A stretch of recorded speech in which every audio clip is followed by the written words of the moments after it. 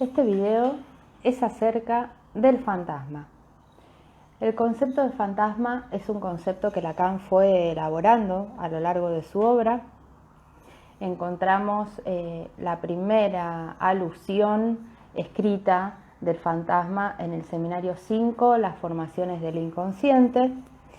Y Lacan prosigue en el seminario 6, El deseo de su interpretación, desarrollando de manera detallada todo lo que tiene que ver con la ubicación del grafo en el segundo piso, la ubicación del fantasma en el segundo piso del grafo del deseo. Bien, para comenzar, hay una definición que me parece una definición que condensa las características fundamentales del fantasma, y esta definición es la siguiente. El fantasma es una estructura simbólica e imaginaria que anuda un real. El intento, en esta ocasión, entonces, es desplegar esa frase para que podamos ir situando los elementos que intervienen en esa misma frase. Me parecía que era una frase que condensa todas las características principales. Un punto inicial a tener en cuenta es la distinción de que el fantasma no es la fantasía, no son equivalentes. La fantasía tiene que ver con la imaginación, con la ensoñación, con los sueños diurnos. En cambio, el fantasma, como la definición lo dice, es una estructura estable en la constitución del sujeto. Y cuando decimos estructura estable, en términos de Lacan, nos estamos refiriendo a la lógica significante. ¿Qué es la lógica significante? Es la relación y el funcionamiento que van a establecer los significantes entre sí. El fantasma, entonces, nos va a hablar de una relación específica que tiene el sujeto con el objeto A, causa de deseo. Esta relación va a estar representada por los significantes. Y vamos a ir adentrándonos en, por así decir, la esencia de esta relación tan particular entre el sujeto y el objeto A, que es lo que en definitiva dice la fórmula del fantasma.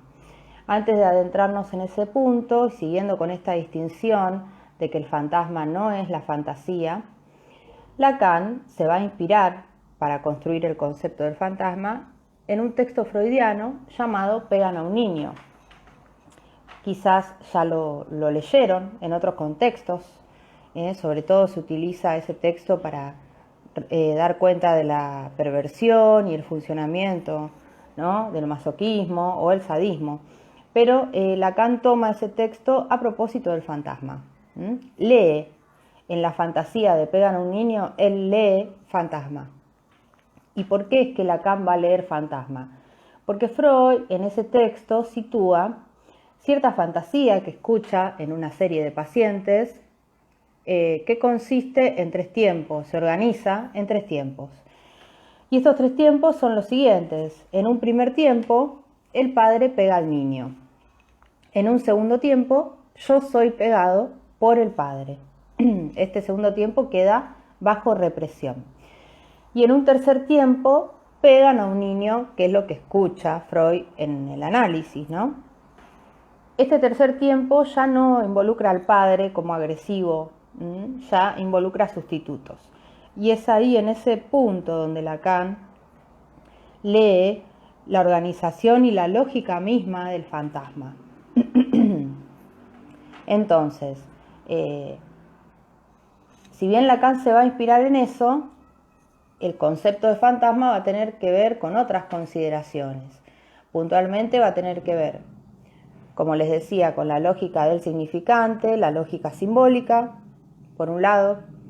Por otro lado, va a tener que ver con el registro imaginario que presta la materia y la textura al fantasma y le da su carácter de escena estable, la puesta en imágenes. Y finalmente, en Lacan, el fantasma va a tener que ver con el concepto de goce, por la sencilla razón de que el fantasma es una estructura que anuda un real. Y ese real, Lacan lo llamó objeto A minúscula, ¿sí? Ahora bien, ¿qué quiere decir esta fórmula cuando la vemos escrita de esta manera? Sujeto barrado, losange A. Vamos a ver qué significa el losange, este símbolo que aparece en medio de los dos términos. El losange Lacan lo utiliza tomando algunos desarrollos de la teoría de los conjuntos y también de la lógica.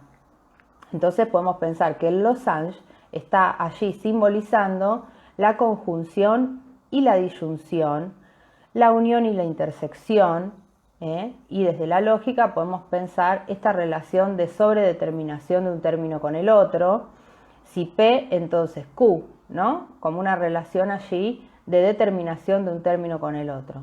Asimismo, el losange implica incluido, excluido, alienación, separación, ¿sí? ¿Qué quiere decir? Que entre el sujeto y el objeto A va a establecerse una relación muy ambigua. Y no solo muy ambigua, misteriosa, algo oscura, ¿sí? En el sentido masoquista del término, sino también una relación con tanta complejidad que directamente va a definir esa relación sujeto-A, va a definir la realidad misma que habita el sujeto. Porque esa es otra cuestión, que Lacan piensa el fantasma como realidad psíquica, estructurada como ficción. Eso es un aspecto muy importante que vamos a volver en un ratito. Entonces, en términos de la alienación, ustedes saben que Lacan trabaja los términos de alienación y separación en el seminario 11, los 4 conceptos. Entonces aquí nos presenta, sirviéndose nuevamente de la teoría de los conjuntos, se sirve de los círculos de Euler y ustedes se fijan que en el punto de intersección, el punto medio, va a estar ubicado el objeto A, causa de deseo. El objeto A, en este caso, es pensado como un resto que cae en el encuentro del sujeto con el otro. Esto ustedes también lo pueden ver en el esquema de la división. En términos de la alienación, es una lógica excluyente la que va a predominar en la alienación. Entonces, si le falta al otro, o le falta al sujeto, es decir, es una relación excluyente. O le falta al otro, o le falta al sujeto. Muy distinta es la situación de la separación vía la intersección, ¿sí? La separación dice que tanto al otro como al sujeto le falta, y el resto, la marca, es ese objeto A. Entonces, es muy interesante para poder pensar el objeto A no solo como resto que cae de ese encuentro, ¿no?, entre el sujeto y el otro, sino como marca de ese encuentro. Porque lo esencial del encuentro entre el sujeto barrado y el otro barrado, lo esencial es un punto muy específico que es la falta de garantías en términos generales. En términos particulares, es la falta de garantía acerca de mi propia existencia. Esa es la clave que permite la caída misma del objeto A. Cuando decimos caída del objeto A, estamos diciendo escritura de lo real en la estructura psíquica, en la estructura del sujeto, lo cual es una consideración muy importante, es un paso muy importante. Con esto quiero decir que puede no haber escritura de lo real. Cuando digo escritura de lo real, no me estoy refiriendo a que lo real se representa, porque precisamente es real por no tener representación posible. Estoy queriendo decir que cuando lo real se escribe en la estructura bajo la forma del objeto A, se acota, recibe un contorno. Ese contorno, esa escritura, es por la vía del significante y recibe un velo un taponamiento, por así decir, que nos defiende contra la angustia por la vía o gracias al registro imaginario. Pero bueno, se trata de una escritura muy importante. Es como decir, ante la falta de garantías acerca de mi propia existencia, me queda esa marca. Y es esa marca la que va a sostener en definitiva mi propio deseo, funcionando como causa. Pero va a funcionar como causa el objeto A gracias al registro simbólico, no sin el registro simbólico.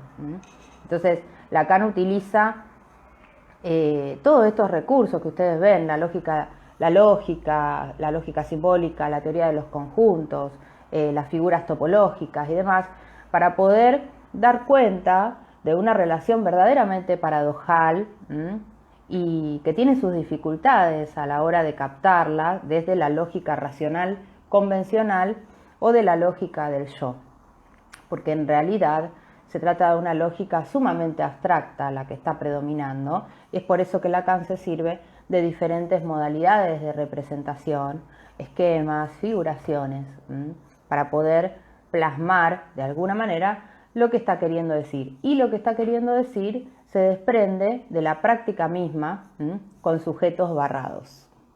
No se desprende de una invención a gusto y piacere, sino de lo que él escuchaba. Por un lado, de la teoría de Freud, lo que él pudo leer y captar y recortar de allí, más lo que escuchaba en su práctica clínica. Entonces, el resultado son todas estas elaboraciones que va a hacer Lacan y que tienen su eficacia y su nivel de real porque uno lo puede comprobar en la práctica misma. Bien, luego de este paréntesis, seguimos con las definiciones que nos va a dar Lacan. La definición principal en el sentido inicial del fantasma, es que el fantasma es soporte del deseo. Entonces, el fantasma en tanto soporte del deseo es una definición que aparece en el seminario 6 y está muy de la mano con la construcción del grafo del deseo. Como les decía, el fantasma lo van a encontrar en el segundo piso del grafo, a propósito de este pasaje tan fundamental del goce a la castración. En la segunda línea del grafo ustedes ven que se produce un pasaje del goce a la castración. Ahora, el recorrido que va realizando el sujeto es este, ¿verdad? Como lo vimos en el momento del desarrollo del grafo. Ahí ustedes ven los elementos que intervienen en la constitución del fantasma. El elemento crucial allí no es necesariamente esta pregunta que se va a formular el sujeto, sino el significante de la falta en el otro. Entonces allí podemos pensar al fantasma como una tentativa de respuesta frente al significante de la falta en el otro. Ahora bien, esta pregunta es una pregunta por la existencia, como les decía. ¿Qué soy? El otro no da respuesta, no tiene garantías. El otro cuenta con significantes. Ahora vamos a ver cómo se da esa cuestión, ¿no? Cómo el significante engendra al sujeto. El significante engendra al sujeto, pero no le da un ser, no le da garantías de su ser ni de su existencia. Entonces el fantasma interviene en esa función particular de darle una forma de existir, pero siempre en relación al objeto. Y cuando decimos relación al objeto, decimos relación a la falta de objeto, ¿sí? Bueno, ustedes van a ver que en el seminario 6 Lacan retoma la concepción de deseo freudiano, en tanto lust, porque Freud maneja el concepto de deseo y recurre a la traducción en inglés, lust, y lust no significa meramente deseo, sino que también significa codicia y lujuria. Por lo cual Lacan nos va a decir lo siguiente. Lacan dice: el deseo no funciona de una manera normalizada conforme a las exigencias orgánicas. Posee una ambigüedad. El deseo se presenta como un trastorno de la percepción de objeto. Claro, porque no es relación de objeto, es relación a la falta de objeto.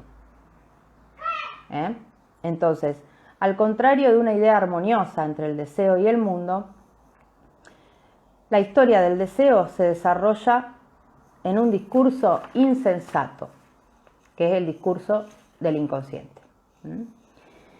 Bueno, entonces, allí ya Lacan empieza a construir el fantasma como soporte del deseo, en donde va a intervenir este objeto tan particular, que es el objeto A, que yo les decía, un objeto oscuro, opaco. El objeto A, dice Lacan,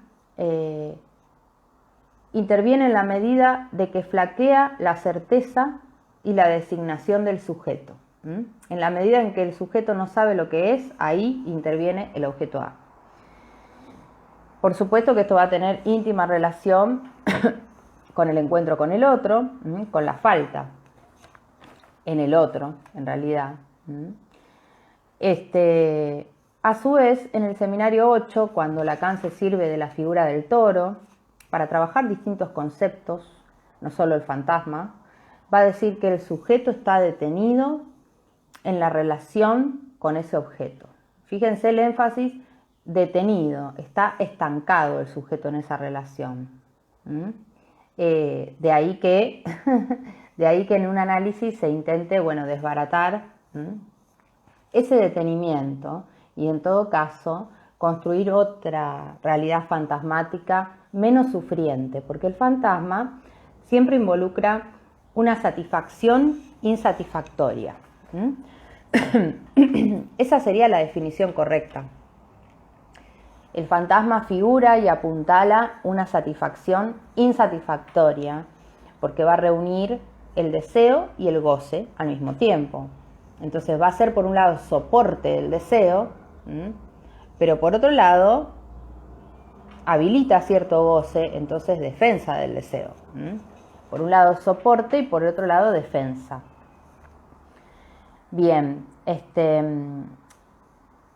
¿qué queremos decir? Con esto vuelvo a la frase anterior. El fantasma es una estructura simbólica e imaginaria que anuda un real. ¿Qué es lo que anuda entonces?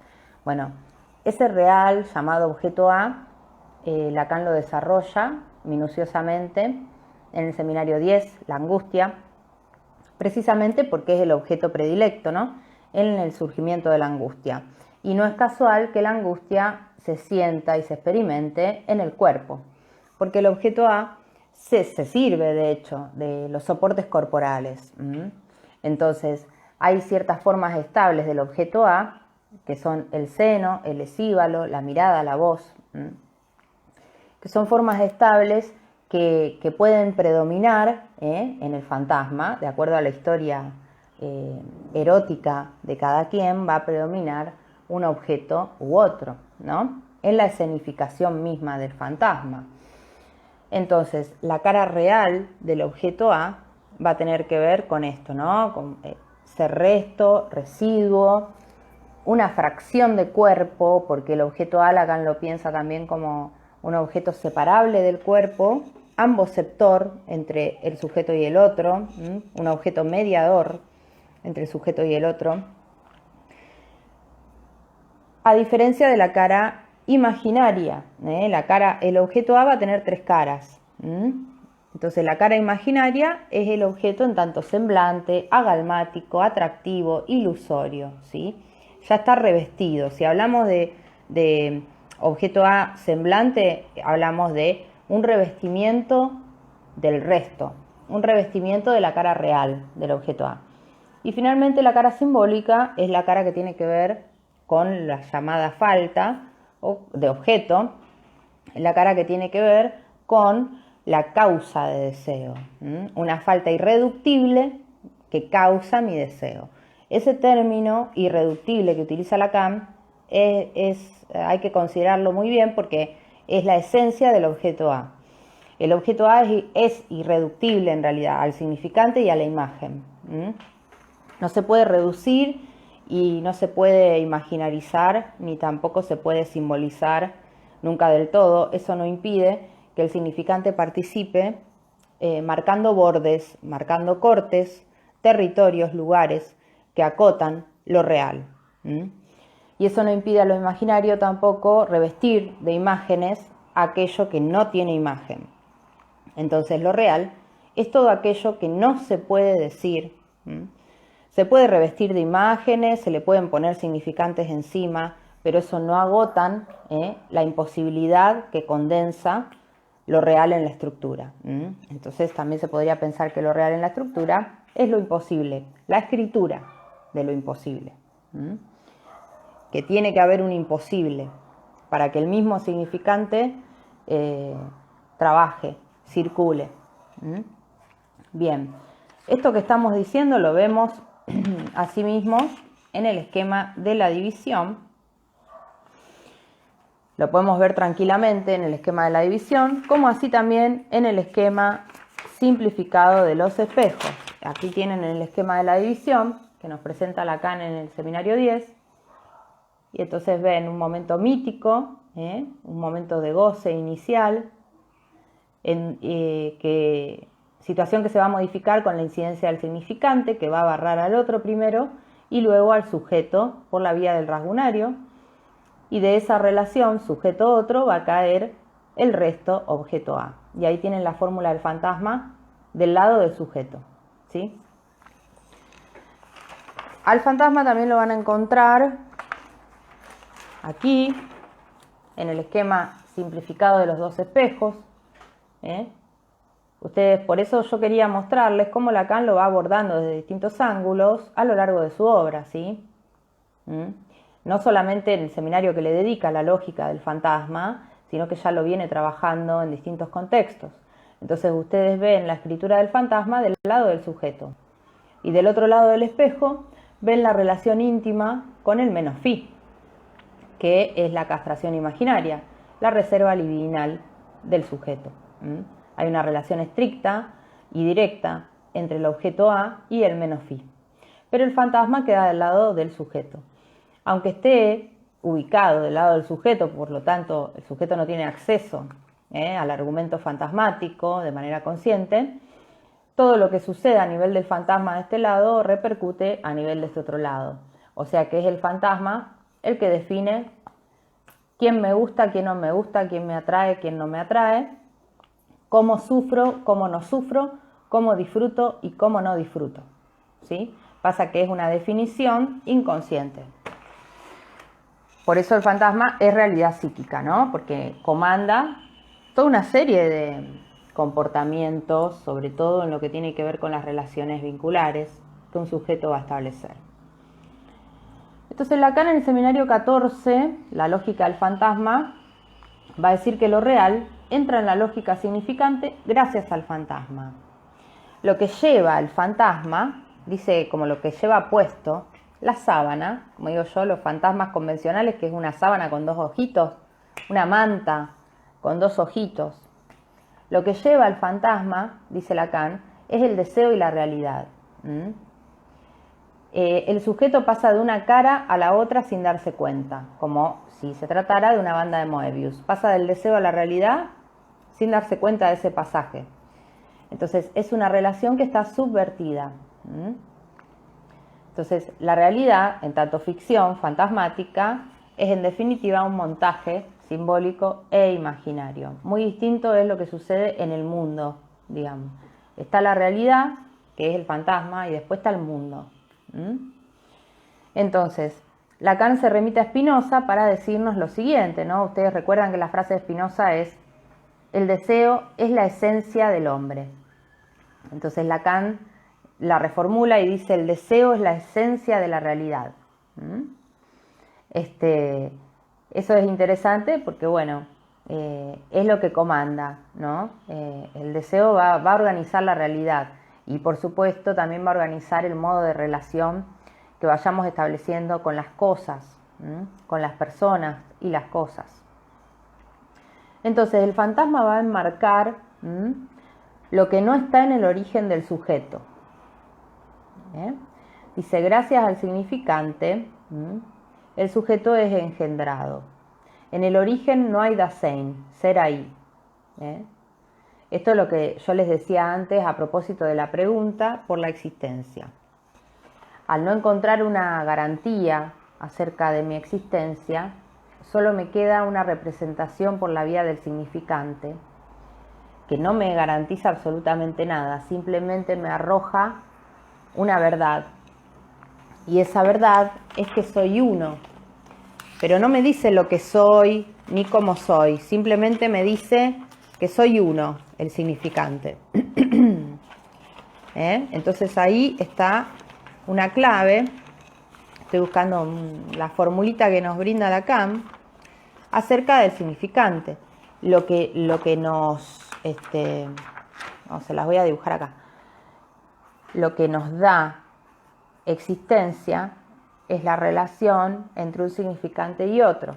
Este es el esquema que nos propone Lacan en el seminario 14. Entonces el significante representa al sujeto para otro significante, pero en el sentido de su unicidad, su diferencia de los demás, no en el sentido de su sustancia. Entonces el fantasma va a tener mucho, pero mucho que ver con esa falta de sustancia a nivel existencial, ¿sí?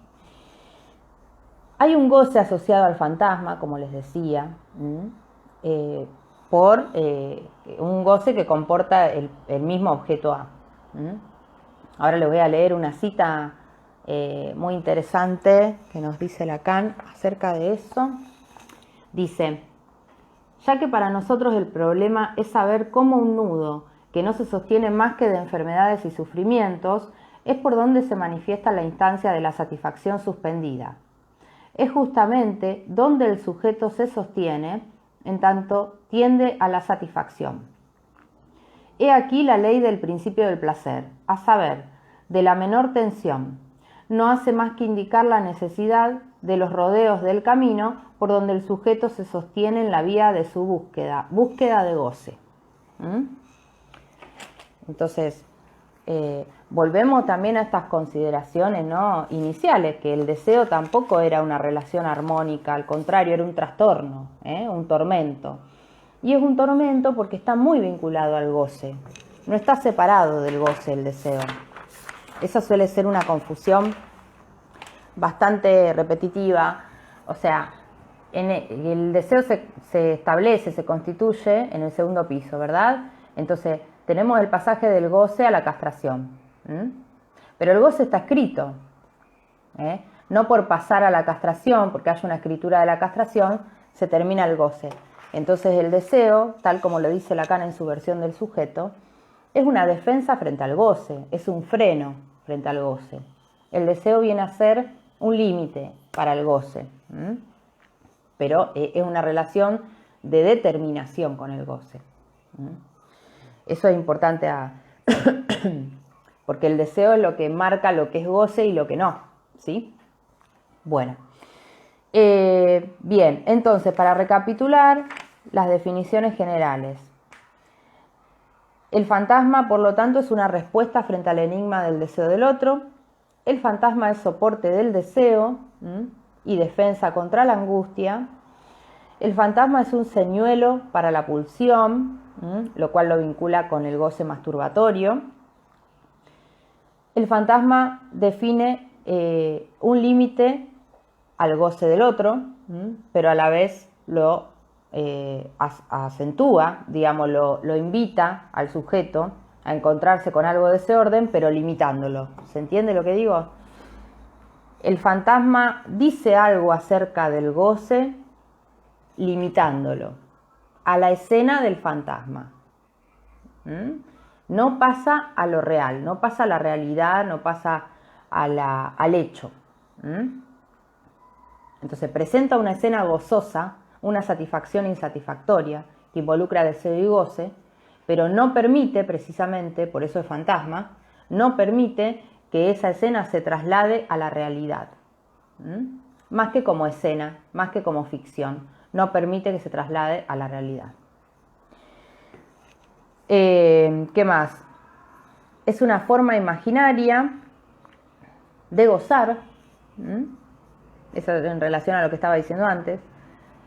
Es realidad psíquica, ficción, y es un modelo de la relación de objeto, es decir, de la relación de objeto que mantiene esa persona en particular, ¿no? Una cierta modalidad en que yo me relaciono con el objeto. Ahora, cuando digo con el objeto, en realidad, como es el objeto A, digo cómo me relaciono con la falta de objeto, es decir, cómo me relaciono con este agujero.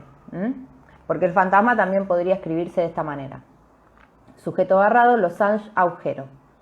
O sujeto barrado, losange vacío. O sujeto barrado, losange imposible. Entonces, ahí, bueno, Lacan escribe el objeto A, pero en realidad el objeto A involucra una nada, implica una nada, que después podemos velar, pero implica una nada. Este dibujito yo lo extraje del seminario 10, porque en ese seminario Lacan piensa el fantasma como un marco dentro del cual se va a ubicar el sujeto, ¿sí? Y bueno, pueden surgir algunas eventualidades en donde el fantasma se desarme, se salga de ese marco y se caiga al mundo, siendo en ese caso un pasaje al acto. O bien puede ser proyectada la misma escena en los vínculos, en el exterior, y en ese caso se trata de un acting out, ¿sí? Pero lo importante a tener en cuenta es eso, ¿no? Que el fantasma es una estructura. Es una estructura que de hecho nos muestra la determinación estricta y la articulación que se produce entre los tres registros, ¿sí? Entonces el deseo es quizás la parte más visible, pero el fantasma nos da cuenta de esta situación, de que el objeto A está enmarcado, está agarrado, por así decir, por lo simbólico y lo imaginario, y en el nudo Borromeo ustedes van a encontrar que en el anudamiento entre los tres, real, simbólico e imaginario, en el punto central se encuentra el objeto A, causa de deseo, enmarcado en el fantasma. Bueno, espero haber sido clara y nos vemos en un próximo video.